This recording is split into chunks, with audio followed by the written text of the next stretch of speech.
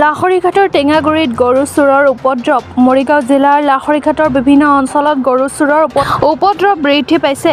গৰু চোৰৰ সন্ত্ৰাসত গৃহস্থসকলে বিনিদ্ৰ ৰজনী কটাবলগীয়া হৈছে। যোৱা নিশা লাহৰীঘাট আৰক্ষী থানাৰ অন্তৰ্গত টেঙাগুৰিত গোহালিৰ পৰা চুৰি হয় গৰু। টেঙাগুৰি গাঁৱৰ মজিবুৰ ৰহমানৰ গোহালিৰ পৰা তিনিটাকৈ ষাঁড় গৰু চুৰি হয়।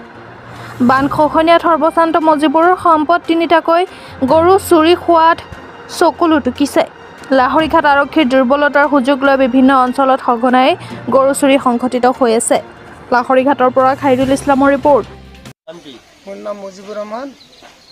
ৰাতি 3:30 বা 4টামান বজাত গৰু তিনিটা আমাৰ গলিৰ পৰা নাই। ষাঁড় গৰু দুটা গৰু হৈছে কাজলা ৰঙৰ, এটা ৰঙা। এই তিনিটা গৰু মোৰ সম্পদ নদী ভাঙি দিছে, ভাঙাৰ হৈছে। দাদা এই তিনিটা গৰু লৈছিলোঁ, লোৱাৰ গৈছে চুৰি লৈ গ'ল আজি ৰাতি।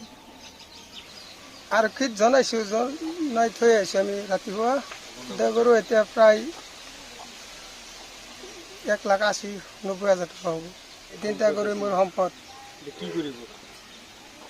এতিয়াতো আমি আৰক্ষীত জনাই থৈ আহিছোঁ, ব্যৱস্থা কৰি আমাৰ গৰু যিটো পায়। গৰু চুৰি বহুত তাত হৈ আছে। আজি ৰাতিও হৈছে আমাৰ ঘৰৰ পৰা অলপ আগত, তাৰ পৰা দুটা নিছে আৰু আমাৰ তিনিটা।